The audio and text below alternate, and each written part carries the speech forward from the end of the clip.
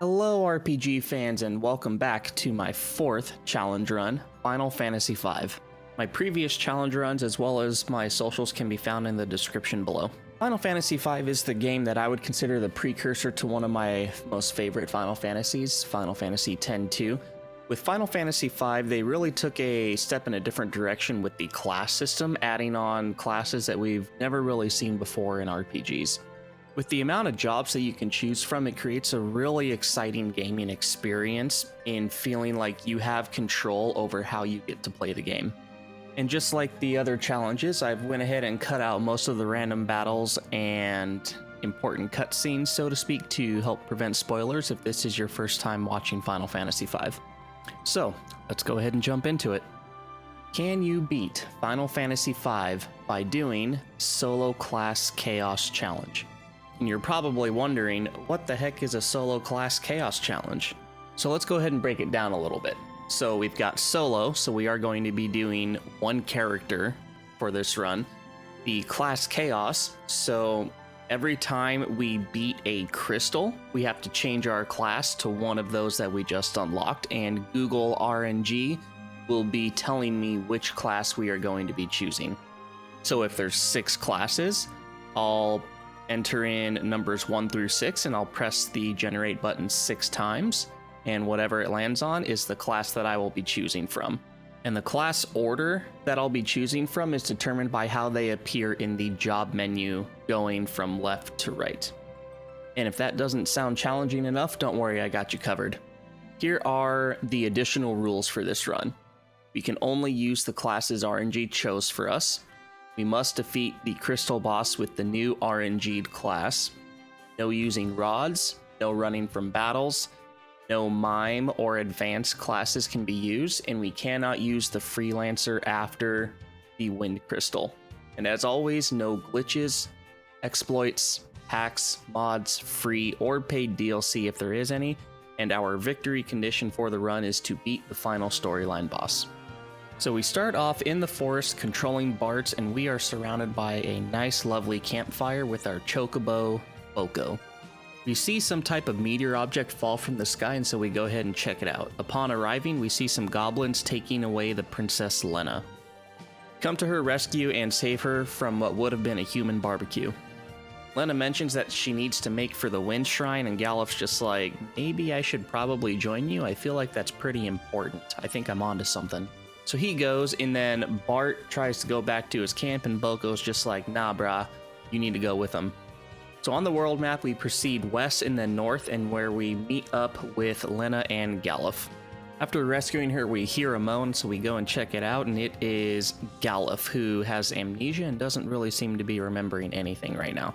We'll proceed north into the pirate cave, and we will meet Ferris. After some dialogue is exchanged, Ferris will now let us control where the ship can go.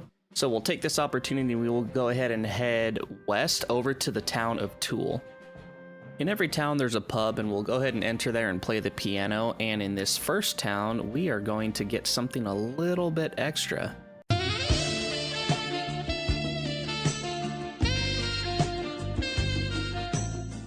Heading upstairs, Bartz checks in on Ferris, where he discovers that Ferris is actually a woman. I stop by the weapon and armor shop and buy anything that the Freelancer needs that might be of value, and I spend about 30 minutes grinding outside of town, building up some gil, and spending it all on potions. At this point in the game, potions are the only source of recovery that we'll have access to. I try to stay away from using tents and cottages because both of those do resurrect fallen allies. I hop in and out of town several times to restock on potions before heading over to the Wind Shrine. So I am level 8 going into the Wind Shrine, and we spend a lot of hours here. I'm talking like 12 to 16 hours in here. Not all at one time, but we do keep coming back to here ever so often, because on the 3rd floor we get to encounter these mold worms, and these mobs have a 6% chance, roughly, to drop us an elixir. And these elixirs are probably the most important item for doing any type of solo challenge in this game. Following the linear path up to the top, we encounter our first boss, the Wing Raptor. This boss isn't really much of a boss. He does counterattack whenever he goes and hides inside his wings, so be sure to not attack him while he does that. Other than that, we just use potions as needed and attack, and the wing raptor falls within about a minute. Heading up the stairs, we discover that the wind crystal has already been shattered, and there's several crystals lying around the room. And this is where we get our first 6 classes, including the Knight, Monk, Thief, White Mage, Black Mage, and Blue Mage. And as part of the class Chaos Challenge, I go ahead and head over to Google, enters number 1 through 6, press generate 6 times, and it landed on number 3. So this means that we are going to be going as a Thief until the next boss. I'm not really too upset by the choice, at least it wasn't a White Mage, but even if it was a White Mage, we'd give 110% and do it anyway. Exiting the shrine, we go ahead and head back over to Tool and resupply on our potions. We then head to the northmost house, and this will be Zock's house, who we need to communicate with, and he will give us the key that is used for the canal. I spent a decent amount of time leveling up in the canal. These mobs give really good experience, and with the Thief, I was always able to act first, and I hardly ever got hit. I go back to the shrine and grind mold winds for a couple more hours. After 17 game overs, we are now level 20 going into this boss fight, Carlabas. Carlabas doesn't really hit particularly hard, but what does make him a little bit difficult is when he uses his feeler attack, he will cause us to be paralyzed. And the only way we have to recover from paralyzed is just letting the turns go by, so we are taking damage every single turn. So I realized that the only way that we would be able to beat this boss is by outlasting the paralyze effect, and the only way we can do that is leveling up, because that's going to be increasing our max HP. Elixirs are going to be our only option of healing, because when he paralyzes us, a simple 50 HP potion isn't going to do anything for us, so we have to have the ability to recover all the way to full health. It's pretty important to only take an action after the boss does. For example, when the boss uses Tail Screw, I have to use an elixir to cover that up, otherwise the boss will get to act again before I do, and I'll be dead. After a couple minutes, the boss falls and we are finally free to move about the sea. We end up in the ship graveyard after the ship finally stops drifting. This area is pretty good for experience, but I don't tend to stay here too long for the simple fact that I am limited on recovery items. I don't stay here too long farming the random encounters because, again, my recovery items are limited and I'm not sure what the boss of this area has in store for us. The Calcruthal slimes do have a probability to drop an elixir, but I don't think it's high enough to where it warrants farming here rather than the Wind Shrine. After taking a forced rest in one of the ships, we go ahead and get into a random encounter so we can remove the other 3 party members before we head on to the boss. This boss is Siren. Siren has 2 forms, human and undead. While in human form, my physical attacks do about 100 or so damage, and the boss only has 900 HP, so it's only about 9 turns before the boss can go down. The undead form takes reduced physical damage, but is susceptible to healing items. While a potion does do 50 damage and my physical attacks do about 23, I feel like I could have used an elixir on the boss to just kill the boss in 1 turn, but I didn't do that. I decided to play a different game and just attack them while in human form to end the fight. Using elixirs on myself as needed, the boss will go down in a couple minutes. We'll make our way all the way south following the shoreline and we will come across the next town, Carwin. We visit the shops, we buy what we need, and then we also recover our restorative items via the item shop. Once we're done shopping, we go ahead and talk to this green-haired girl who gives us a little bit of a hint as to where we need to head to next. From the town of Carwin, we go ahead and head all the way northeast through the forest and enter North Mountain. North Mountain is pretty linear, so we head all the way up top, avoiding these purple flowers as they will cause you to get poisoned. We hit the save point and prepare for our next boss fight. It took me about 7 or 8 attempts to down this fight against Magissa and Forza, mainly because I didn't understand how much damage was coming from the boss and when I needed to heal. For whatever reason, during that cutscene before the boss, Lena gets resurrected and hit with a poison arrow, so we have to take care of Lena first. Bye-bye, Lena.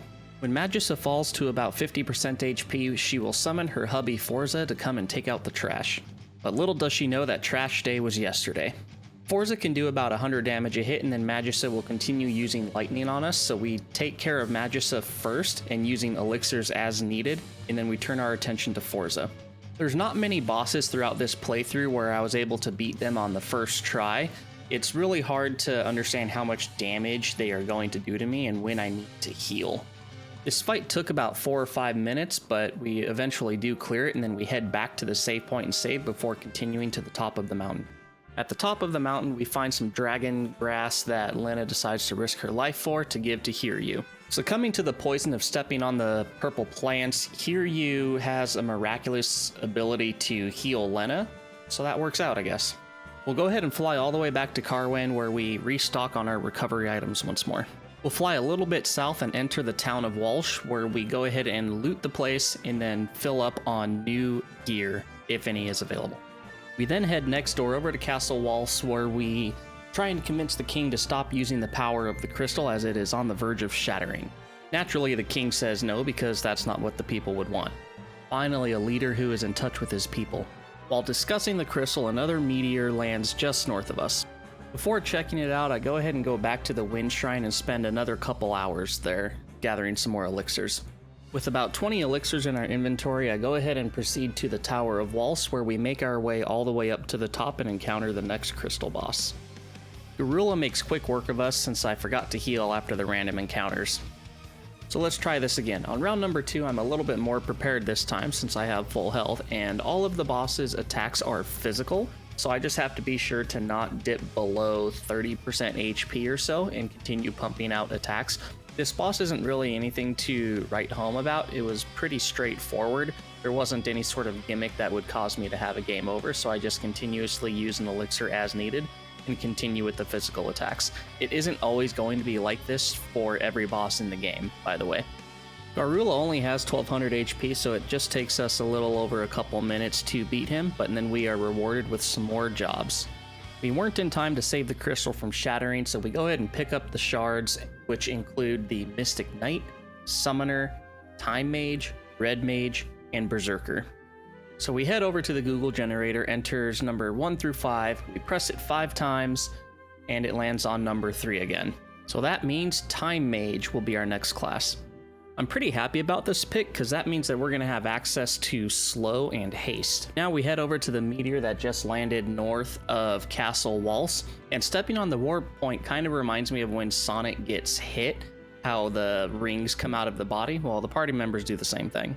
After the warping continues, we find ourselves on the west side of the continent this time, exiting another meteor. Heading west through the mountains and into town, when we try and buy something from a shop, we get stopped claiming that they saw us exit the meteor and that we're in cahoots with the enemy, so we get sent to prison.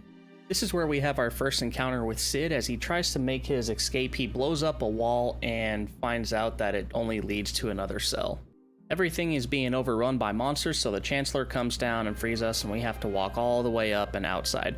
From here, we go ahead and do our normal routine of recovering our items via the shops and buying anything that we need. Once we're done, we'll head out of town and onto the boat where Sid says that the ship is being overrun by monsters and we need to get to the engine room and destroy whatever's there. Some of these fights aren't really so much as hard as they are annoying. For example, if you defeat a defeater as the last mob, he will summon 2 robot guys, and those things absolutely hurt. We hit up the save point before venturing on to the boss fight, the Liquid Flame. The Liquid Flame has 3 different phases. There's a humanoid form, a hand form, and a tornado form. The humanoid and the tornado are weak to ice. When the Liquid Flame is in the hand form, we do need to physically attack it and it will change out of that form. As a general method to this fight, you could use the Frost Rods to practically one-shot the boss, but we have no rods in our rules, so we're not able to do that strategy. This boss can inflict us with Paralyze, which is, of course, always going to be an issue throughout this playthrough, but other than that, there's no other status alignments that I was able to get inflicted with, so the damage output from the boss was relatively easy to deal with, using elixirs when we were at about 20 to 30% HP again, while continuing to use gravity to lower the enemy's HP, and then we just physically attack it until it dies. So again, we are not in time to save the fire crystal from exploding, and we now have some more classes: the Geomancer, Beastmaster, and Ninja.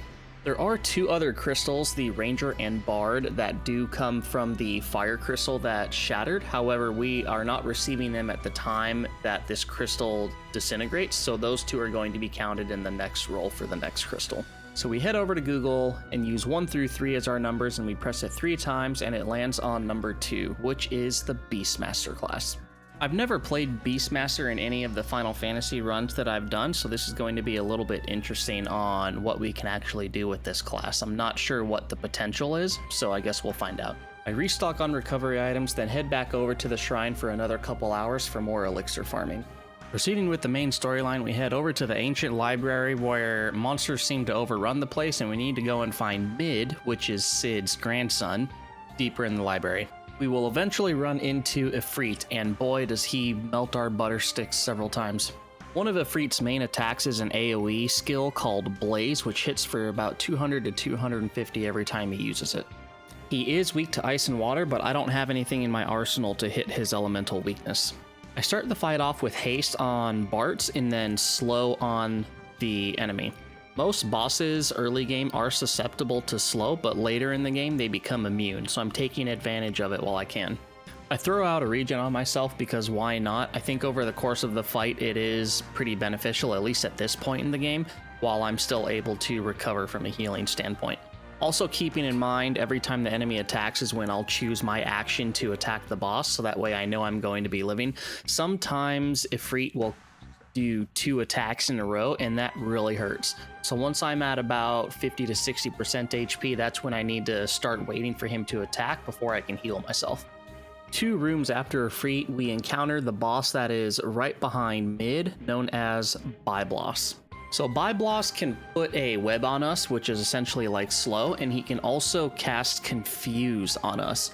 So as you can imagine, with Confuse, most of the time our party member will end up attacking themselves or using some sort of beneficial spell on the boss, such as haste or regen.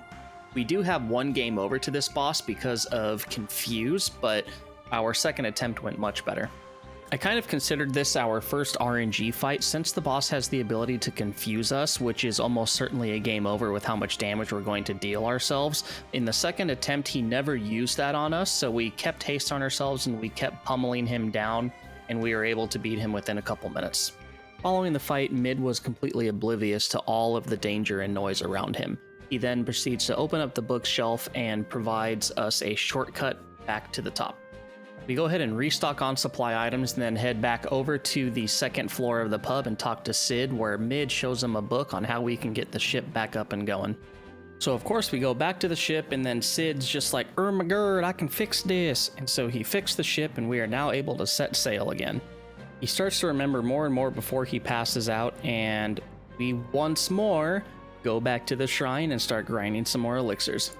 After a couple more hours there, we go ahead and set sail to Crescent Island, which is in the bottom right-hand corner of the map. And once we arrive at the town, it looks like a whirlpool is swallowing our ship. So we had the ship for all of 2 seconds, and now it's already gone. Nowhere else to go but south over to the Chocobo Forest, of all places. We encounter a cute little Choki who has some trouble flying us out of the forest. He crash lands and coughs up 2 crystals, and these 2 crystals came from the fire crystal that we destroyed earlier. We now return over to Castle Waltz, and we fight Shiva in the basement. Shiva was accessible to us earlier in the game, but I wasn't able to do enough damage to the ads before I died, so we decided to revisit this fight. The ads are pretty easy to dispatch now that we are a lot stronger, and Shiva falls shortly after. We use a couple of elixirs throughout the fight, which we will again recoup in the shrine. After Shiva, our next goal is Rama, or Ramu, however you want to pronounce it. He is located right outside of his story in the forest as a random encounter. He has a decent amount of HP sitting at 4,000, so once again we start off the fight with haste on ourselves and then slow on the enemy. There is a coral ring, I believe it's called, that you can buy for 50,000 gil from the Istori merchant, and that will actually absorb or negate all lightning damage, and unfortunately I don't have that, so we're doing this the old-fashioned way of using elixirs when needed. He does have the ability to cause the blind status effect on us, so we do need to remedy that pretty quickly with a eye drops item, since we are physical attack based. Once he's tired of getting whipped, he'll notice that we have Ifrit and he decides to join us. We make our way back to the ancient library where Sid and Mid give us some information that our next destination is to go to the desert that lies to the west. But first, I spend a couple more hours farming elixirs at the Wind Shrine, and then we take a little detour to the caves that are on the bottom left side of the world map. The main purpose of going through this cave is to get the Blitz Whip, which is essentially the last chest in this area, which is a really big upgrade for the Beastmaster in terms of damage. I did have several game overs in this area due to the Skull Eaters, but with the quick saving in this game, we were able to get through this without too many deaths, maybe about 4 or 5. Continuing on with the storyline, we'll go ahead and take the Black Chocobo over to the ancient library and then walk on foot west until we reach the desert. From there, we will fight a Sandworm, which is pretty easy for the Beastmaster class.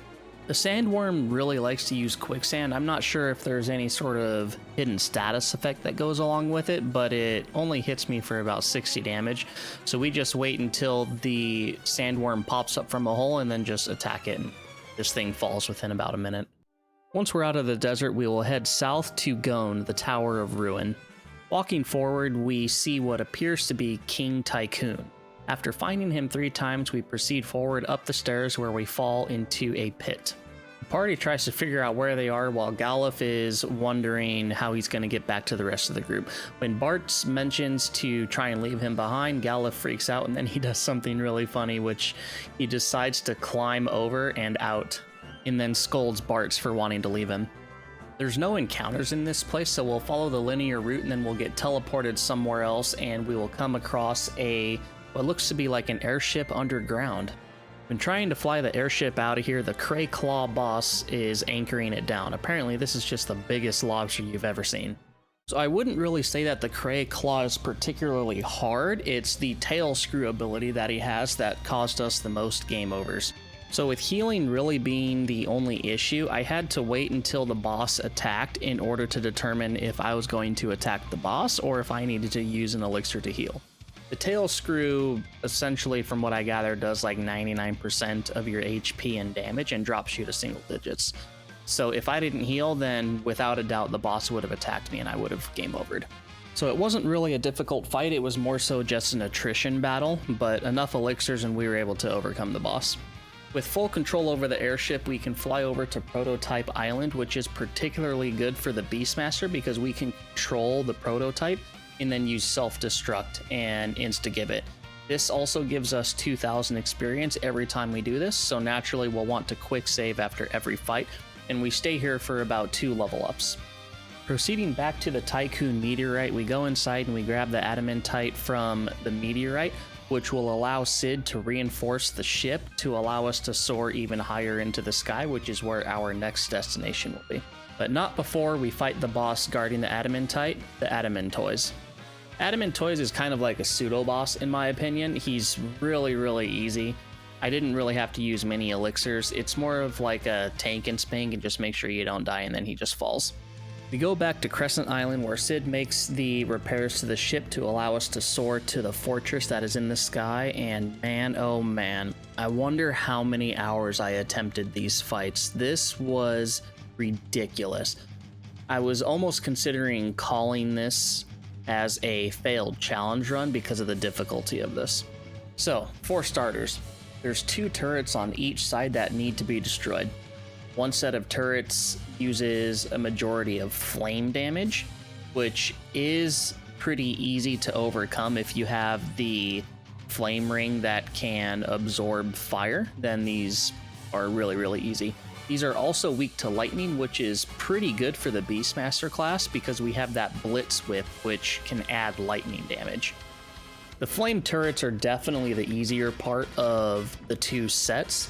So once we go ahead and take these out, we are on to the rocket sets, which was very frustrating. And now on to the hard fights, the rocket launchers. To my knowledge, their attacks are completely random. They've got Missile, and I believe the other one is Rocket Punch. If at any point they use Rocket Punch, I cannot win the fight. Rocket Punch does about 1,250 damage, and if they use that twice, I'm dead. And every other attack that they do, like Missile, takes a percentage off of my HP. so it's not possible to heal myself through this fight with everything that they have, just taking away percentages of my HP, along with a flat damage HP removal skill. So I accepted the fact that this was a pure RNG fight. I would not heal myself at all, and I would just continuously attack. I started off with haste, and I put slow on the rocket launchers and just kept attacking over and over and over. And once more, if at any point they used rocket punch, then it was game over. I don't recall how many hours of footage I removed just to where you see the fights that I won, but after we defeated both rocket launchers, we do have the ability to exit the airspace and land and heal up and save it before we continue on, and you can do that after every single turret, which is exactly what I did. I bought the Angel Ring from the shop in History, and now we are on to the next boss fight, the Soul Cannon. The Soul Cannon has a mix of launchers on him. He's got the flamethrower launcher as well as the rocket launcher. I would assume that both launchers have the same skills as the other ones, although I never got hit with a rocket punch, so I don't technically know. But I start off with haste and then start off with slow on both launchers as well as the Soul Cannon. Both launchers go down in 2 hits. When there's a message that pops up at the top of the screen saying energy cells 128% capacity, that's when the wave cannon will strike, and it hits me for about half of my health, 889. So as long as I stay above that, it's not a big issue. This was one of the easiest fights in the game that I've had. It may just be due to RNG, but you know what? I'll take it and we move on. After wiping out the Soul Cannon, we go ahead and save it and then proceed into the Ronka Ruins. Despite the several game overs I had in this place, this was actually pretty welcomed. So because we are the Beastmaster class, we do have the ability to control these enchanted fans who have the ability to use White Wind. So we can use this on our own person Bartz for 1000 healing. Now this does cost MP, so sometimes I do have to throw an ether on them and then control them and then heal myself. But this is a really good way to keep ourselves sustained throughout the entire Ronka Ruins and not use our recovery items. There was 1 or 2 spin-off paths, but overall it was pretty linear, and so this brings us to our boss fight of the Ronka Ruins, the Archeo Avis. This boss does rotate its elemental weakness, but with its low HP pool, we completely destroyed this boss. I'm pretty sure that it didn't have time to do any of its mechanics, even though there are a lot listed. Starting off with haste and slow, and then we just go to Pound Town. We whip this bad boy right into submission, and this thing falls extremely quickly. We go ahead and pick up the shards of Dragoon, Samurai, Dancer, and Chemist, and do keep in mind when we roll for the new class, we are going to be adding Bard and Ranger onto it, since those were not immediately given to us when we defeated the last crystal. So we head back over to the Tycoon Meteor, and we have to face Titan. So Titan goes down in only a couple hits, but it wasn't until I defeated Titan that I forgot that I should have already rolled to see what my next class is. I don't think that this invalidates the run any, since he isn't considered a crystal boss, but I should have already ascended my class to the next one, so we'll go ahead and do that now. So with this being the last set of crystals we will get outside of advanced classes, we go ahead and go back to our handy dandy Google number generator. We enter in numbers 1 through 6, we press it 6 times, and we end up with the Ranger. So I've only played and beaten Final Fantasy V maybe 3 or 4 times, and Ranger was never part of my group, so I have no idea what to expect from a damage and utility standpoint this class. So let's just go with it. After Sid and Mid collect what they need from the Waltz meteorite, we get ambushed by Purobolos. I had about 5 game overs before I decided on a strategy to beat these guys.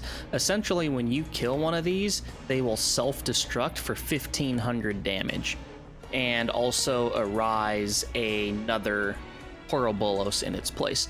So my thought was, if I could just weave in elixirs when they explode, then I'll survive. Now, it took me about 5 or 6 attempts of this boss fight to get to that strategy, but it does pay off, and we do end up winning the fight without ever attacking.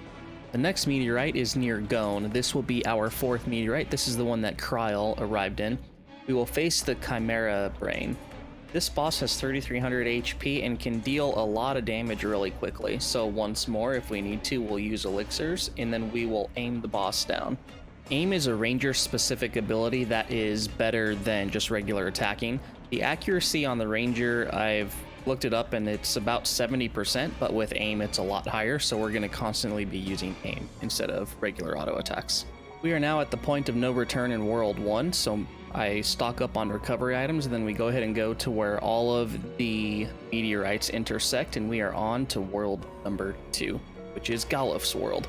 We start off as prisoners in Xezat's castle, and Galuf comes to try and rescue us.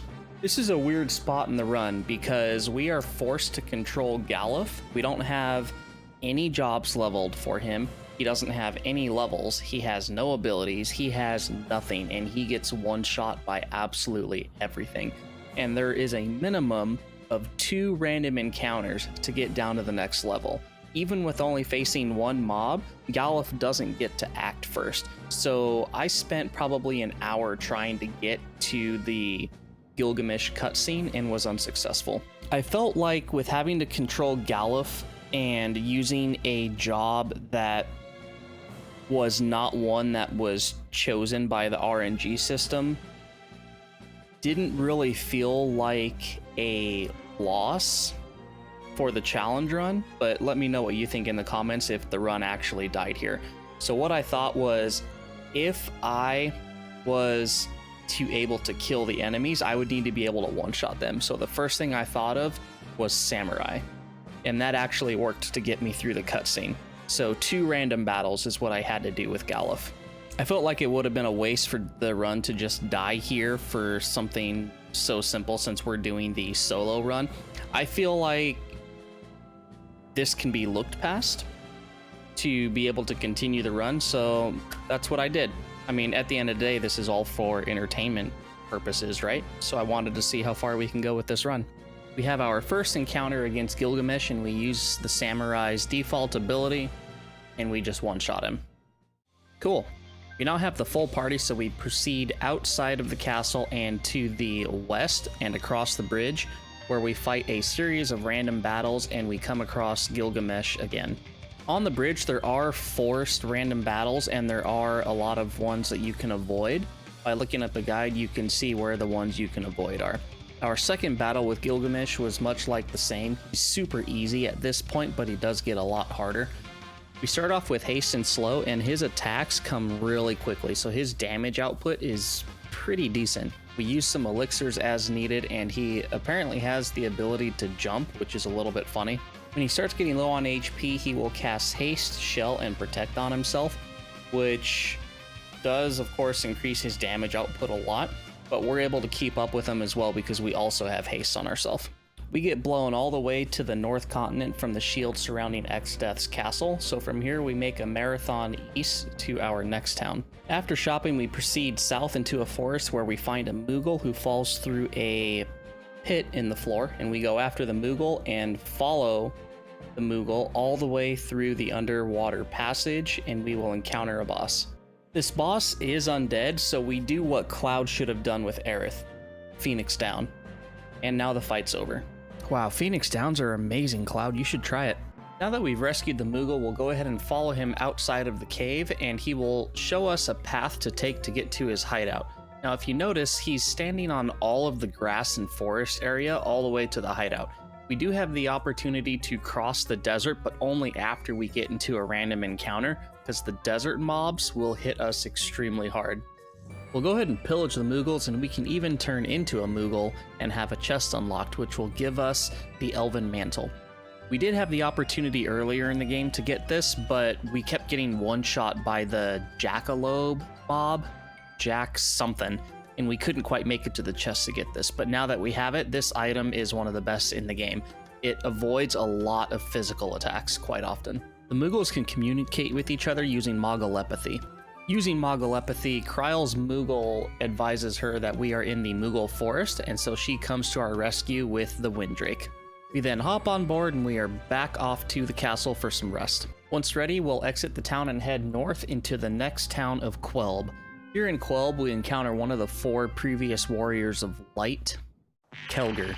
Kelger wants to see what we're made of, so he challenges Bartz to a one-on-one fight, and Bartz goes Super Saiyan. Kelger now gives the villagers permission to open up the north gate, where we can proceed up to our next target, Drakenvale. We do our normal round of shopping, then we head north through the forest into Drakenvale. This is a pretty decent spot for leveling up, and Drakenvale is extremely linear, so we just follow the path all the way up once more until we encounter our next boss, the Dragon Pod. So I'd like to start off the intro to this boss fight by saying I almost stopped the run here. The amount of RNG needed for this fight as a solo character is insane. I died 27 times. The only thing that makes this boss hard is when he summons his Dragon Flower ads. One of them has the ability to paralyze me, and I don't know which one it is until it actually targets me. And then from there, he just chain paralyzes me over and over until I'm dead. I tried a lot of different strategies on this boss, and the one that I ultimately ended up with was the RNG kill. So with being a ranger, I have access to the killer bow, which has a slight chance to instantly kill the mob.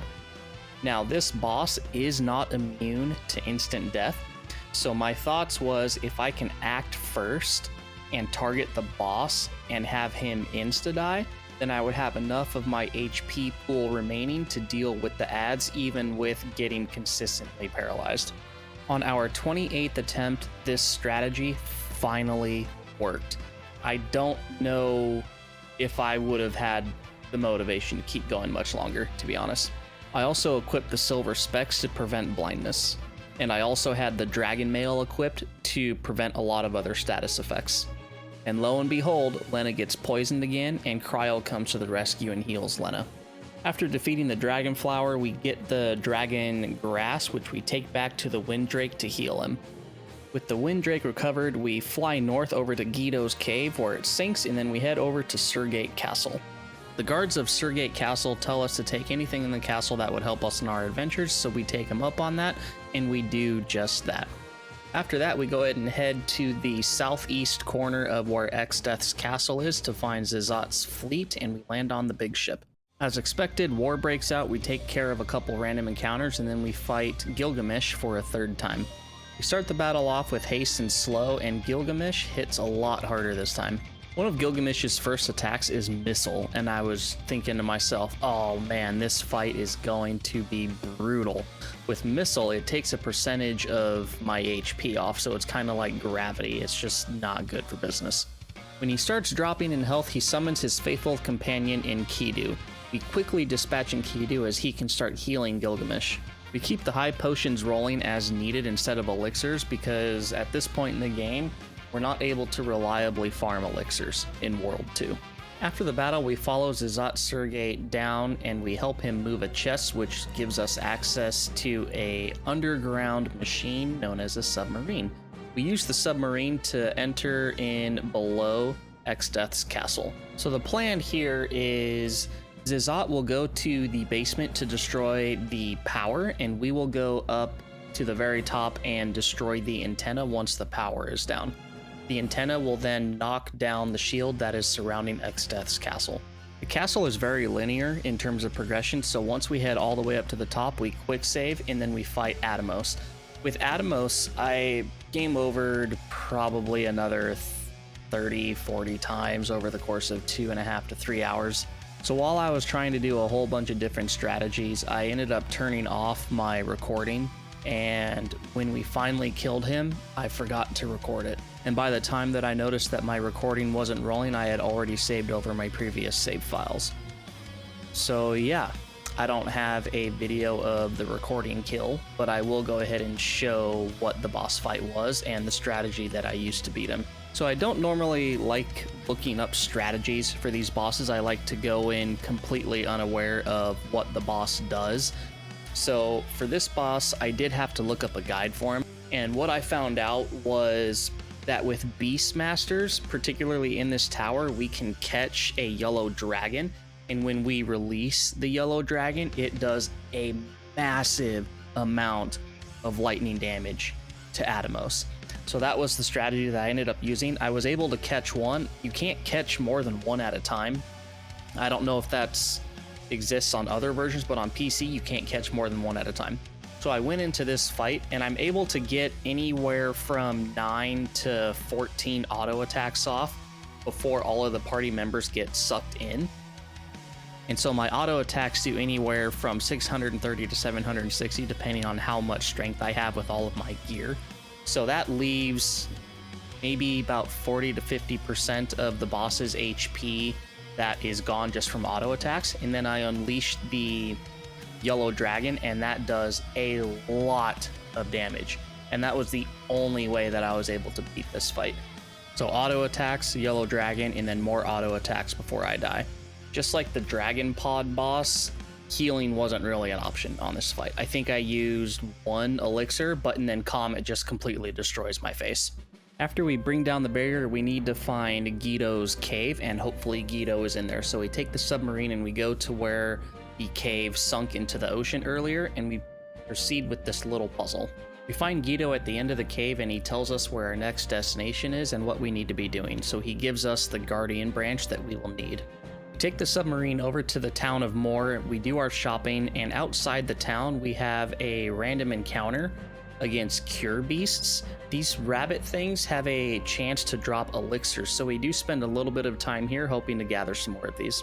And the experience from these random encounters outside the town is really good. We spend about an hour leveling up out here. Once I feel like I'm ready, we go ahead and go across the bridge into the Forest of Moor. The Forest of Moor is also pretty linear with a few treasure chests here and there. We will eventually reach a save point and then proceed to the northwest for our next boss fight. It's not to be understated that the random encounters of this area can be pretty difficult for a solo character. The tree mobs in here have a chance to berserk someone, and when a mob is berserked, they hit really, really hard. I did have several game overs trying to get to the boss. When we come in contact with the Guardian Tree, we encounter 4 crystal-like looking mobs. Each one has an element. There's fire, earth, water, and wind. Each one absorbs their own element, which doesn't pose a problem for us since we don't do elemental damage. They start off using really weak physical attacks, but as they start to dwindle at around 50% HP, they start to use their Aga spells of that element, like Fyriga, Blizziga, etc. And those things start to hit really hard. So we do need to keep a little bit more of an eye on our HP bar as we start to focus one at a time. But this was definitely one of the easiest fights in the game for sure. I use high potions as necessary and continuously using aim to bring down the mobs, and they fall rather quickly. Following the fight, a cinematic appears where Xdeath shows up and says thank you for us breaking the seals for him. It turns out these were the crystals that were holding the seal in place. And it was at this moment where I was just like, hold up, wait a minute, something ain't right. So what I mean by that is, since Goluf was one of the original 4 warriors of light that put this seal into place, with us coming into this forest and into this tree, he would know that these 4 light things have to be the crystals. So why would he not say anything? If this was a plot twist moment, I think it failed. Xdeath then uses the crystals on us, and Kryl notices that something's wrong with Goluf, so she comes to join the fray. This is a really awesome cinematic type deal that showcases a lot of really good emotion, I think. As Kryl shows up, Xdeath uses some form of spell on her, and Goluf won't have any of it. Goluf replaces himself in Kryl's place, and now we have to fight Xdeath with Goluf. It's not possible for Goluf to die via damage against Xdeath, but we do need to deal 7,000 damage to him to progress the fight.